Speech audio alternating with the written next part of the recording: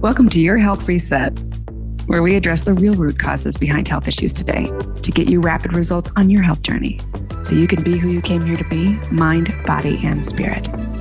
I'm your host, Sinclair Kennally, survivor of complex chronic illness, expert on resolving root causes, and co-founder of Detox Rejuvenation and Meditation RX. Let's get started. Welcome back. I'm your host, Sinclair Kennally. Today, I am joined by the wonderful Heather Sandison. Thank you, Dr. Sandison, for joining us. I love your area of expertise, and I can't wait to unpack this with you. Thanks for having me. Dr. Heather is an expert on neurodegenerative issues and Alzheimer's and dementia and how to actually take back control of your own health and even reverse these conditions. So about prevention as well as reversal. So this could not be a more important topic today. We've seen the numbers just explode over the last couple of decades. I can't wait to hear what you have to say about that. So first, I would love to start with though, why is this topic so important to you?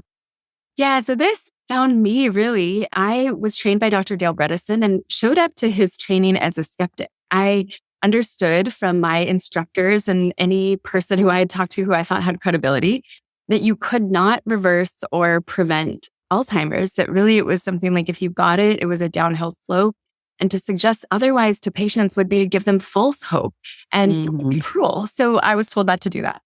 So I show up at Dr. Bredesen's training and he's like, no, scratch that. You can totally do something about this. And this is how you do it. And the way he described it made a lot of sense to me. It was common sense, but uncommon practice, right? So he takes the approach, a complex system science approach. It's a solution that's complex enough to match the complexity of the disease itself. So neurodegenerative diseases are chronic and complicated. And when we think about addressing them from the typical perspective, which is this reductionistic, very oversimplified, one pill is going to treat anyone who has memory loss, that's when we end up in this kind of dead end of over and over again, these clinical trials, regardless of how many smart people we put on it, how many billions of dollars we throw at it, we still keep coming up at a loss with these clinical trials showing that doesn't work. And so Dr. Bredesen's approach made sense because of my naturopathic background, my complex system science, that's how I think through things in my clinical practice day to day. And hearing him say, no, it's not about one thing. It's about doing all the things, right? It's stacking each of these pieces so that every decision we make in our lifestyle, in our food, in our supplements, in our medications that we might consider, each one is stacked so that it optimizes cellular function, both in the nervous system, of course, the brain that we're talking about, but also throughout the rest of the body, because our heart is how we get blood and oxygen and nutrients to our brain. Our muscles send signals to our brain that tell it to either grow or to degenerate. And so when we take care of the brain, we're really taking care of the entire body. And that's one of the things that's most exciting to me about this approach is that the side effects, right, of this Bredesen approach, of the approach that I use for reversing Alzheimer's, the side effects are you reverse your diabetes, you get off the insulin, you get off the metformin, you get off the blood pressure medications and resolve the hypertension. Mood gets better. GI issues get better. So many things improve. Fall risk and dementia and cancers, heart disease, of course, are some of the biggest, scariest things that cost the most money in the healthcare system, but also cost the most in terms of our humanity. We lose our dignity. We lose our ability to be independent as these things start accumulating with age, as our risk for them accumulates with age.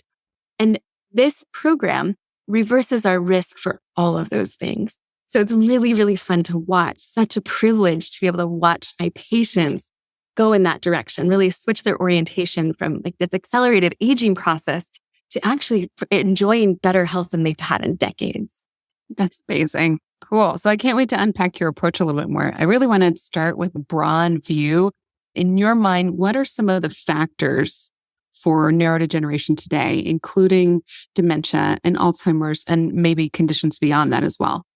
Yeah, so really all of complex chronic illness, I would say, has 5 causes. And the way I organize myself is to just systematically go through them. So the first is toxin, and really taking one step further back. Imbalance is the reason for health. Imbalance is the reason for disease. And really, this could be expanded to financial systems and government systems and like talk about any system. Like we could take this as, right, like back to the universe or like the solar system. Any complex system requires balance to work, to flow. And so the human body is a complex system, and balance is what's going to help us achieve health. And so when we're talking about balance, like how I define that is imbalance would be too much, too little, in the wrong place or at the wrong time. And so balance is when you have enough in the right place at the right time. So then we apply that concept to 5 different things: toxicity, nutrients, structure, stress, and infections. And we can continue to unpack each of those. Great. Let's do it. Let's start with toxicity. That's one of my love languages. So I can't wait to hear what you have to say about it. Environmental medicine and toxic exposure. I mean, it's what I never want to do is have people become like paranoid after this conversation, but I want this to feel empowering so that the decisions that you have control over, the decisions you can make, the exposures you have control over, you can feel like you have the information to make the best decisions possible. And then the stuff you can't avoid, like driving on the freeway and being exposed to petrochemicals, like it is what it is, but your toxic burden is going to be less as we talk through these things. So toxins, I think of as coming in 3 flavors: mycotoxins, heavy metals, and chemical toxins. These are like your parabens, PCBs, things from personal care products, maybe things from petrochemicals, the glyphosate or Roundup that's sprayed outside, the pesticides and herbicides. And this is where there's a lot of ability to basically change your water source, change your shampoo, your conditioners, your lotions. That kind of thing can be really move the needle when it comes to toxic burden. Also, it invites us to do things like we say, opening the emunctories. The emunctories are the fancy word for the organs of elimination. So this is your liver, kidneys, bowels, skin, and your lungs. I think the lungs get forgotten about as a detox organ, but detox breath work can be very helpful. With your skin, is sweating, of course, very helpful. And then encouraging the lymphatic flow through dry skin brushing, a mini trampoline like a rebounder. Of course, lymphatic massage is always something that I'm happy to indulge in. Castor oil packs, their chi machine or vibration plate. There's lots of different things that you can do to move skin, like lymph, and then facilitate the elimination of toxins through the skin. I always recommend that if people are going to get in a sauna or even right after exercise, that they rinse off with cool water right away, because we want those toxins to go down the drain and off of your body, not get reabsorbed through those open pores from heat or exercise. So replacing electrolytes. Thank you so much for saying that. I totally agree. Everybody's like done all the work. You've done all the exercise. You've been in the sauna for 20 minutes and then you just sit in the sweat. It's like, no, just go finish the job and rinse it off. And then the bowels, of course, we tend to use binders and work with your provider on that, making sure you're choosing the right binders for the right toxins. Certainly for mercury, we're so lucky because we live in a day and age when Chris Shade has created an IMD powder, right? And that stuff works so well. And so if there's mercury toxicity that you measure, then you should be using a particular binding agent for that. Same thing with mycotoxins. I study under Dr. Neil Nathan. I'm sure you've interviewed him. He's a phenomenal human and doctor, of course. And I've just learned so much from him, and his work has helped so many people. And he describes the specific binders that you would use for the different mycotoxins, right? So if you have gliotoxin, you're going to use more Saccharomyces boulardii, definitely focus more on Candida. But if you have ochratoxin, you want to use something maybe like cholestyramine or Welchol that you would get through a pharmacy. So matching that we can create specificity in terms of the binding agent in the gut to what toxins you have. I'm a data person. I love to measure these things. So of course, there's some information we get from just asking questions about what someone's potential exposure is. But a lot of that data I get from the labs. And then we get to also see, I love it. It's like my favorite thing to see them all coming down. And usually that correlates to obviously feeling a lot better. So toxins and the emunctories, the rest of the emunctories, I'm sure you've talked about at length in other interviews here, but I'll just finish them. We talked about detox breath work. We talked about binders in the bowels, liver support, things like N-acetylcysteine, B vitamins, milk thistle, and glutathione. There's so many great herbs, so many yummy things, even like fennel and licorice and like the detox teas are great.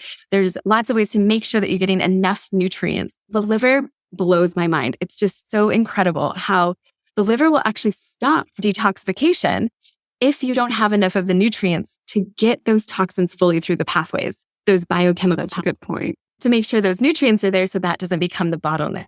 And then kidneys, good, high quality water. We live in San Diego and we're just at the end of the river. The water is not good. So I just really encourage all of my patients. I know it's a chore. I know it's an expense, but water is one of those things you want to get right, like sleep. It's like your shoes, right? Like we spend so much time in our shoes and on our mattresses, like invest in good ones. Same thing with water. Our bodies are made of water. We need good water. And with every sip we take, we can be poisoning ourselves or nourishing ourselves. And so That's an amazing point. I spend ridiculous amounts of money getting the right water. And then I encourage my patients to just do the best they can, make sure it's coming it's in glass and not in plastic. So glass, ceramic, or stainless is what you're drinking from. And then that's how you nourish your kidneys and make sure there's not too much burden on the kidneys so that things aren't overflowing. And then we talked about skin, lymph, kidneys, lungs, bowels. I think we got them all. Did we get them all? Yeah, I think you did a phenomenal job. What a great summary. And if you guys want to know more, we've got a daily masterclass from me on industrial toxins, and then one on heavy metals, one on mold, and one on liver stagnation. So clearly we're very aligned. But this is like the perfect, like bite-sized, yes, all in one spot.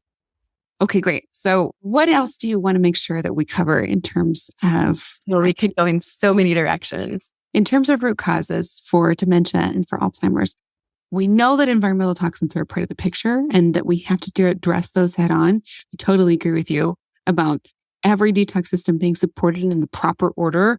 This really is an art and a science, guys. So please work closely with your practitioners. And if you're not getting great results from your detox, it's time to look for a new system and a new person, because the answers really are out there. There's phenomenal products today. So what else do you see as like a root cause for dementia? Yeah. Or should we stay with environmental toxins for another minute and slow down? And like, why do environmental toxins target the brain so specifically? Why do we see dementia exploding right now when it comes to environmental toxin exposure? What's really going wrong there?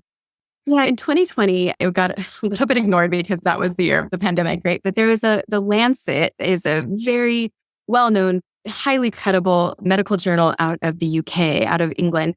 And they published their commission report on Alzheimer's. And what they argue is that 40% of all dementias are preventable. And they have a list of 15 things that cause dementia. And toxicity ends up on there in multiple, but they call it different things. It's like smoking and pollution, air pollution, and they call it different things. But I just put a bunch of those 15 things under the umbrella of toxicity. Conventional perspective, toxins cause Alzheimer's. Like full stop. This is not up for debate. When somebody says there's nothing you can do about your dementia, they obviously haven't read the Lancet article. And to be fair, the Lancet article is saying prevention. That being said, like if you can prevent something by addressing toxicity, then you can reverse something by addressing toxicity. And that's certainly what we see. That's what our clinical results say. But we don't just address toxicity. I wanted to get back to your point about how there's more people with dementia these days. Yes. That's accurate. However, in first world countries, the incidence is actually declining. So what is happening is that demographically, we're aging. And so there are just many more people who are arriving at that stage of life where dementia is a higher risk. And what's terrifying about that is that there are not enough young people to take care of them. And so it becomes more expensive to get the care that you need. It becomes way, way more challenging. I just implore people, if you have any genetic risk, if there's anyone in your family that has had dementia, if you are noticing your cognitive function declining at all, now is the moment to start intervening, whether it's prevention or early reversal. The earlier we can intervene, the higher confidence I have. The younger you are, the higher confidence I have. And the more comprehensively you apply the program, the more confidence I have. So the program, toxins, we talked about. Nutrients, making sure that there's plenty of brain nutrients. So we need enough fats, enough proteins.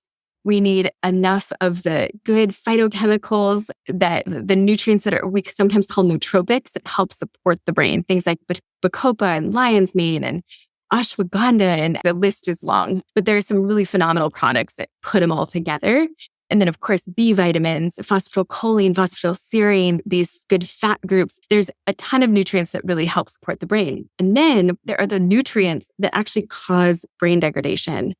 And glycotoxicity, or too much sugar to the brain, over time can cause dementia. So sometimes we hear it called stage type 3 diabetes is equal to Alzheimer's. This isn't true for everyone. There are some people who have very well-managed blood sugar that have Alzheimer's, and then there are people that have diabetes who don't have Alzheimer's.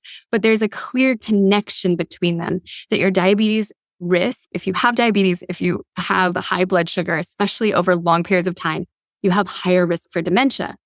And what we see is that if you can get into ketosis, oftentimes your brain turns back on. What we're doing is offering the brain an alternative fuel source. And so if there is not good glucose or insulin sensitivity in the brain, which is true for everyone as they age, it declines. Your glucose and insulin sensitivity decline, meaning that it's harder for you to convert glucose into fuel, or ATP, what's burnt as fuel in your brain. And so if we switch it up and offer the brain ketones, then all of a sudden your brain can make more energy. And then it can do the repair. It can make those connections. It can find that word that you're looking for that's on the tip of your tongue. And so it's really fun to watch patients get into ketosis and literally heal their brains. So wonderful. I totally agree. We see, of course, we work much more in the digestive realm of things, but we see as this lovely side effect is people can actually get into ketosis, heal their guts, change their absorption, flush out the toxins. Oh, that's a whole new brain under there. This topic is so near and dear to my heart because I had a great aunt who was like larger than life, really brilliant. And she ended up in a mental care facility, a memory care facility. I had a very long goodbye, as we say, with Alzheimer's. And it was heartbreaking to watch her lose her dignity. It's absolutely terrifying. And I had Lyme. And so for several years, I was like watching my own mental capacity diminish like overnight. It was very scary. The long goodbye, I think of the essence of my work as being the facilitation of intergenerational wisdom transfer. So when I see a senior suffering with dementia, what I see is this squandered resource, right? They're at the height of their wisdom and experience. And we have so much to glean and learn from them. And yet they become a liability to society, to their family. All of a sudden, they're parked in front of a TV and somebody's got to change their underwear for them. Somebody has to help them shower. They've lost their dignity, but we've also lost that value in their ability to share with the next generation everything they've learned in their lifetime. Heartbreaking to me. And the world, as we all know, right? The world needs solutions right now. And we need that generation ahead of us, or a couple generations ahead of us, right? We need to be able to use their wisdom with all of the enthusiasm and naivety of youth. But when we put those together, I think that's when we get those real solutions that are going to get us out of this societal quagmire. I totally agree. I think we're talking about, to your point about our aging population, we're talking about nothing less than a collapse of community and productive societies if more of us are sick at any age. And then at the end of life, you're requiring memory care. It's astonishing how quickly that can cripple a thriving culture. To me, I'm like so fired up because there's a solution. It's right here. But nobody's talking about it and nobody's doing it. And people are actually saying that it doesn't work. And of course, there's a very rational, reasonable, appropriate criticism. And that's that we don't have enough research, right? We don't have enough research to point to in this space. And part of the reason, there's a lot of reasons why, but essentially IRBs or internal review boards. We did a clinical trial in my office. So we took 25 participants through this program. And I'm really excited to publish the results this year, but I based that trial. So we took participants with MoCA scores between 12 and 23. So this is objective, so measurable cognitive decline. A perfect score is 30. So you want to get a 30. A MoCA score of 0 basically means very late stage, very severe. So we took them right in the middle, 12 to 23.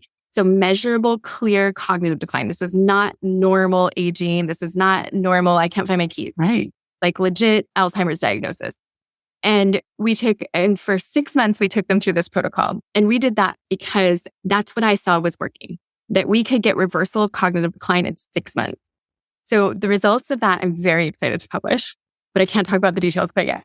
Dr. Bredesen. That's quite the cliffhanger, Dr. Heather. We'll send you the article as soon as it's published, and you can send it out to everybody on your list. And then Dr. Bredesen did a trial, and that trial was just published with cat tubes in July of 2022 in the Journal of Alzheimer's Disease.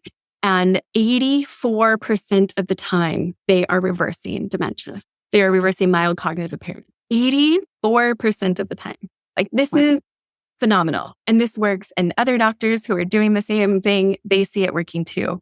So in my office, I was seeing this work so often that I designed that clinical trial, and we did that clinical trial. And the other project I started was creating a residential care facility where people can go and immerse themselves in this approach, because it's hard, right? We're asking people to get on an organic ketogenic diet, to get all the toxins out of their living space, to sleep on an organic mattress and have no chemical sense in their house, and open doors and windows and get fresh air and get tons of exercise. And so this takes work, even for someone with full cognitive capacity. This is a lot to take on. And so I had people asking, where can I send my loved one? I want them to be on the Bredesen protocol, but I just don't have the capacity to do it all myself for them. I've got to work, and I've got my house, and I've got my kids, and I know my Uncle Bob could benefit from this, but I can't drop everything into it. And so I looked around for a place that offered this, and no one was doing it. And for me, this isn't rocket science, right? It's like the right diet and exercise, everything we know from the science that's best for brain health in the place where seniors live, and just like put it together. I was like, how is nobody doing this? Then I thought, how hard could it be? And I just decided to do it. And it's been amazing. We have seen absolute miracles happen there. So that facility is called Marama, and we're in San Diego. And we're looking to expand as fast as possible because we have a growing wait list. But and you certainly will after this. It works, and it's really fun to watch and see people just their relationships, of course, right? Like when your mom can start having a conversation with you and remember what you said and not be repeating herself over and over again, the quality of relationships just drastically shift and change. It's phenomenal. I think this is so important, the point that you're making, because it sounds like a lot of work. And it's also important to remember that what you're talking about is like the fundamental principles of health. Like, we are not separate from nature. And just because we've removed our bodies from nature and put ourselves in these artificial environments doesn't mean that we've stopped absorbing them. We're not talking about this to be like uptight. It's the practical fundamental principle of health is that we are connected to the environment around us. We're supposed to be. We're supposed to be absorbing through our skin, our eyes, everything, our lungs, obviously. And so if we actually use that to our advantage and we're intentional, then we can create a replenishing environment instead of a depleting one. Yeah. And the conversation here is about root cause. And I would say that community is part of root cause. And so at Marama, that's been really special to see is seniors often, as they become less independent, right? As they sometimes feel trapped in their homes. And even especially with COVID, people are very isolated. And we have seen over and over again just the magic of being together in a peer group and celebrating things, looking forward to things, creating together, encouraging each other. All of that togetherness, that connection is so healing in and of itself. Now, my long-term career goals are to make places like Marama obsolete. I would love for that entire senior living industry to go out of business, right? And for us as a society to decide, we want our grandma and grandpa, or who, maybe they're not even grandparents, but we want those elders with us. We want them integrated still into our culture. Yeah, totally agree. Relegated to eating cake and cookies and sitting in front of TVs all day. We want them there with like the youngest among us and helping their nervous systems balance and be created. We want them in the workforce if they still want to be there. We want them showing up on church committees and in their communities so that they feel that purpose and meaning. I think that's also very much root cause. Losing purpose and meaning, losing that intellectual stimulation, that is a cause of dementia. And there's so many factors here. We can certainly talk about structure. I'm jumping forward to stress. So stress, too much. Let's do it. Yeah. Yeah. Okay. So stress, too much, too little in the wrong place or at the wrong time. So too much stress. This is why torture doesn't work, right? Like when you are under stress, you cannot remember anything. And so if you're constantly under stress or depressed or anxious, your hippocampus actually shrinks. You are unable to make connections, remember things, find that word, figure out where you're going, you lose your sense of direction. It manifests for different people in different ways, but stress can directly affect memory. And so caregivers are actually at 2.5 times the risk of the regular population of developing Alzheimer's at some point in their lives after being a caregiver. And that is because of the stress of caregiving. If you're listening to this because you're a caregiver for someone with dementia, especially if you're genetically related, then now is the time to start taking care of yourself. And compassion, self-compassion and compassion for others is one of the things that we see in the literature directly reduces the burden of dementia and caregiving for someone with dementia. So self-compassion can you say more about that? So self-compassion can be cultivated through, it's basically just a practice of being present. Of course, mindfulness is going to be part of all of this. And I know you have an offering around meditation and mindfulness for healing. And I would encourage, meditation is part of this. Kirtan Kriya is actually the specific one that's been studied for dementia. And that helps caregivers as well as those suffering with dementia at any stage of their dementia. Just look that up on YouTube. It's 12 minutes a day, totally free. So meditation is something that we can use as a tool to help develop mindfulness for sure and compassion at some level. But self-compassion, just thinking whenever you make a mistake, because it's going to happen, how would I treat a friend? What would I say to a friend about whatever I did that I think is so wrong? Usually when we talk to ourselves, we say, oh my God, you're such an idiot. Why did you do that? That was such a big mistake. If you hadn't done that, then blah, blah, blah, blah. We create these stories. There's this mental chatter that's basically we're being really hard on ourselves and increasing our stress rather than decreasing it. And if you imagine you were talking to your friend, like you would never say those things, right? You would say, it's okay. Just get back on the horse. We got this. Made a mistake, but tomorrow's a new day. But you would say encouraging things to a friend. And so just changing your mental chatter so that it's more positive can help. That essentially is compassion and self-compassion. And then allowing yourself time, getting yourself help, right? Understanding that no one can do it all and that you need time for yourself. And this is true for those suffering with dementia as well, to understand that you're doing the best you can. Everyone is doing the best they can in a really challenging situation. And so just remembering that for everyone involved, regardless of your role, whether you're the patient or the caregiver, it can be just game changing. Journaling, having support groups, sometimes watching someone else go through something else, you realize, oh, wow, I'm actually doing okay. I'm doing an all right job. Or I'm not the only one. I'm not crazy. I shouldn't just have to tough this out. This is a real thing. And, they're using some resource that I totally have access to that I just didn't know about. Fantastic. Let's get that lined up. There's so much great support from peer group. And so linking into those, I think is really important and cultivates, of course, compassion. So this stress. Totally agree. Illness can be so isolating. And so it's exhausting, actually. It's one of the reasons why we do these summits. I think of every interview like this, like a love letter to somebody going through illness. It's because it's like, hey, you are not the only one. This makes total sense what's going on. It's not too late. Let's understand the factors and then let's knock this out. Okay. I love it. Yeah. And this can feel very overwhelming, especially if it's the first time you're hearing it. So just know, you are not alone. And there's lots of support to hold your hand as you do this.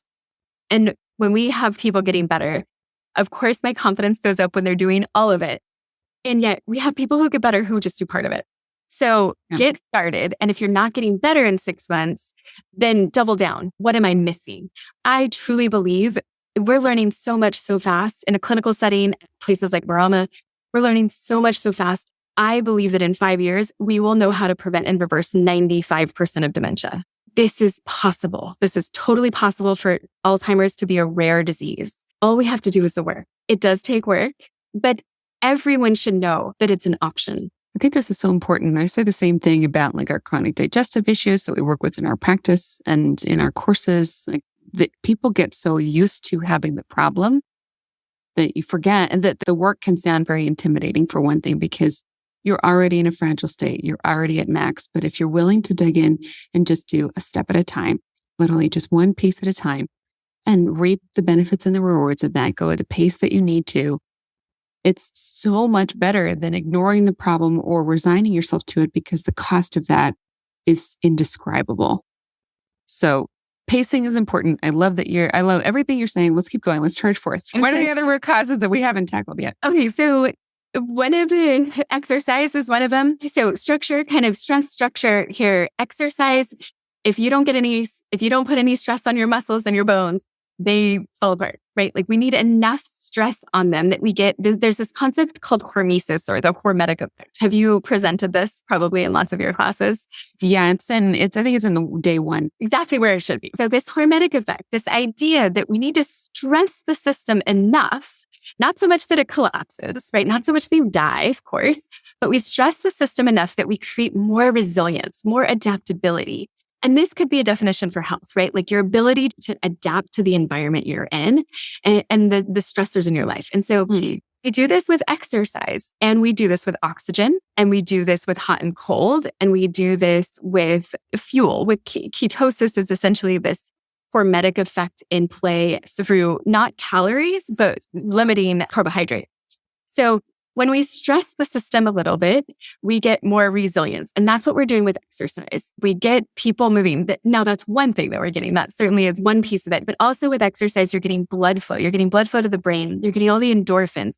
You're getting muscle building, which helps reduce fall risk and helps increase the trophic factors like testosterone that then go to the brain and tell your brain to basically work better. So we want all of those benefits of exercise. And then including, we talked about how stress, depression, anxiety can predispose people to dementia. Guess what? Exercise. I wish we could just put this in a pill, right? That would be amazing. Everybody would be healthy. Exercise reduces your depression and anxiety. It's a treatment essentially for depression and anxiety. And so then now, of course, like we're reducing the risk from that perspective. In addition, what we do at Marama, and I encourage lots of our dementia patients to do, is to use contrast oxygen therapy with exercise. So this is where you go back and forth from highly concentrated oxygen to depleted or reduced oxygen. And when you go back and forth again, this is that hormetic effect. You get changes in the vasculature and the microcirculation or the capillary beds where diffusion and perfusion is happening. And that where that exchange of nutrients and oxygen is taking place. And you essentially increase your ability to do that using this contrast oxygen therapy. It's great for detox. It's really phenomenal for cognitive function and energy levels. It also wears you out so that you get better sleep. And sleep is essential to cognitive health, right? This glymphatic system that we've really just begun to learn about in the last 5 to 10 years. This glymphatic flushing that happens at night when we sleep allows the brain to get the toxins out. And those toxins lead to inflammation in the brain, which lead to dementia, right? And so when those toxins are being flushed out, there's less likelihood of going in that direction. And certainly we see this that as people are getting better sleep apnea, where the airway is closed off at night, that is a cause of dementia. That is a root cause of dementia, right? So any apnea events, even if they're mild, that is essentially mild brain damage at night. Somebody's watching this going, oh my God, my husband or my so-and-so. If you wake up tired in the morning, if anybody says you snore, if you wake up gasping, of course, but even if you don't, if you have cognitive impairment, I recommend you get a sleep study. And even if your sleep doctor says you have mild sleep apnea, he's basically saying to you, you have mild brain damage every night.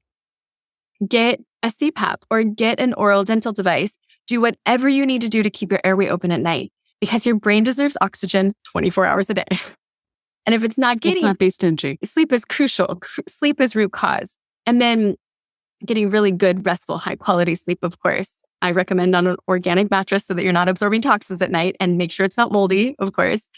And then there's so many things to discuss here. Well, I just want to make sure that those little secondary, lesser known causes like sleep apnea get covered, because there's so much misinformation about this that we have to combat when it comes to dementia and other neurodegenerative conditions, that there is no hope. And that couldn't be further from the truth if you know what root causes to look for. Yeah, let's talk about infections then, because I think a lot of people don't realize that infections can cause dementia. And the conventional perspective for a very long time has been that beta-amyloid plaques cause Alzheimer's. right? And they've been equated for a very long time. So I want to dispel that myth. It's just not true. Are they related? Yes. But beta-amyloid plaques are present in 98% of people, regardless of age. So you and I probably have beta-amyloid plaques in our brain. Beta-amyloid plaques measured in people over 65, 30% of people over 65 have enough beta-amyloid plaques in their brain to have an Alzheimer's diagnosis, regardless of their cognitive function. There are people who die over 100, and when their brains are autopsied, they have tons of beta-amyloid plaques, but they had perfect cognitive function. So what I want to do is make sure that everybody knows that beta-amyloid plaques do not equal Alzheimer's.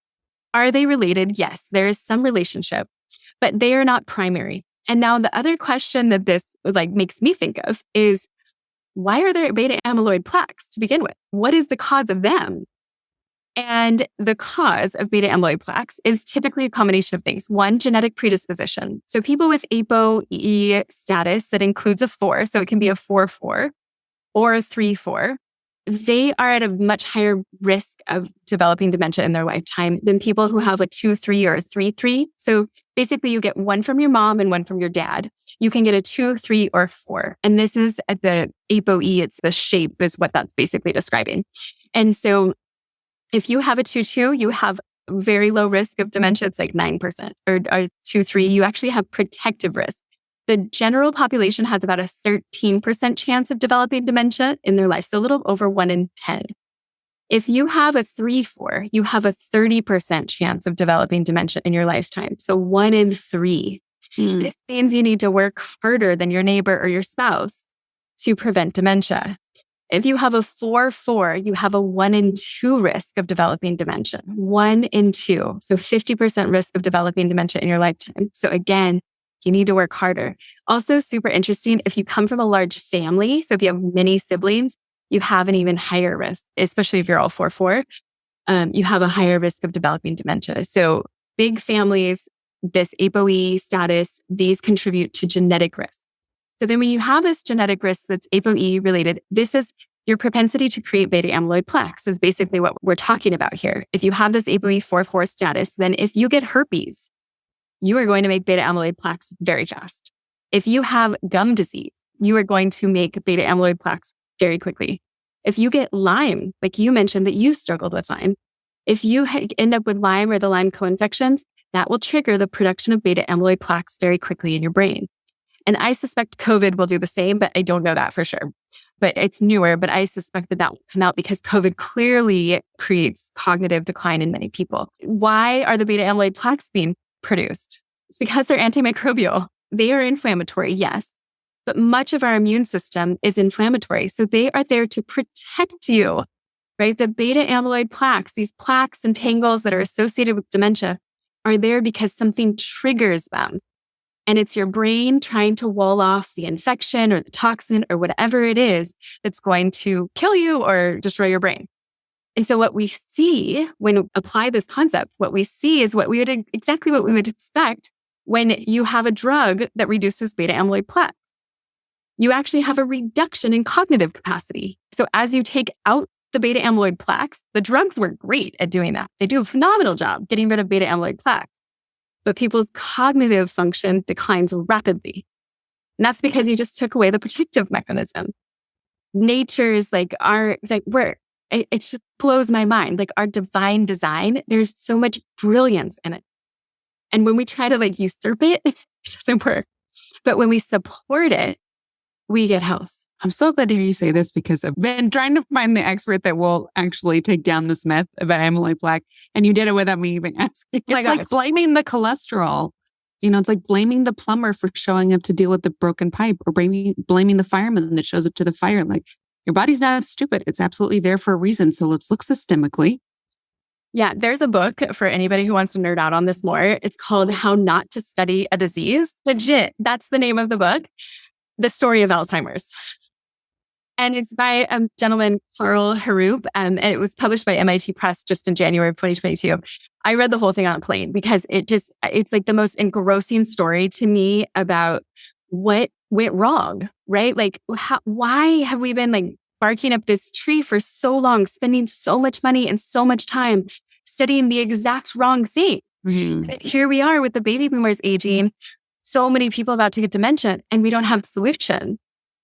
It's going to bankrupt Medicare unless everybody moves into Marama. And so everybody needs to do this at home right now. So let's talk about next steps and what people can do to take control of this. Now that we've covered some of the bigger root causes, where should people start? We already talked about the detox steps they can do. What else should they be looking at?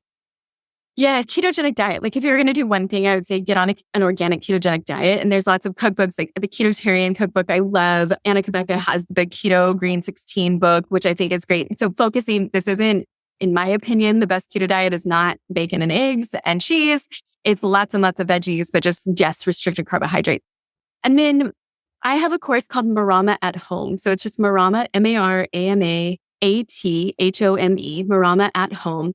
And really the goal there is to give people the resources and the support they need to implement all of this at home. So it's an 11 module course, and we have coaching that comes with it if you'd like. And that support, my hope is that people will never need Marama, right? That they can do all of this at home, like I mentioned, enfolded in the fabric of their family, their loved ones, their communities. And so we have that available. And that is the next step for where I would go for more information. I also have a clinic in San Diego, and my colleagues and I there see patients. So if you want to do those extra layers of getting all the testing done, graduate from just the lifestyle things you can do at home and you want the support of a doctor, or if say you have some other comorbidity, you have diabetes, or you have Crohn's disease, or you have horrible insomnia, or you have something that you feel like is going to prevent you from implementing this in a safe way at home, then get the support of a Bredesen trained provider. And my clinic is Solcere, SOLCERE, solcere.com, where soul, like solutions on the cerebrum, solutions for the brain, is what we are up to there. And then Marama is maramaexperience.com. So you can check that out as well. And then Dr. Bredesen's book, The End of Alzheimer's, is a phenomenal book about the nuts and bolts of how to do this. And then he's got some support resources and a couple of other books, The End of Alzheimer's program. And then he has a book describing the 6 survivors of Alzheimer's and their stories, which is really inspiring. That's amazing. Thanks so much. I really appreciate you sharing all of your wisdom today. And I can't wait to hear how people do when they find you. Thank you so much for having me, Sinclair. It's been a pleasure. Thanks for listening. Go to detoxrejuvenation.com to find the links in the show notes to everything we covered in this episode. Please subscribe, review, and share with other humans who need this precious information. Let's help each other. Until next time, love, Sinclair.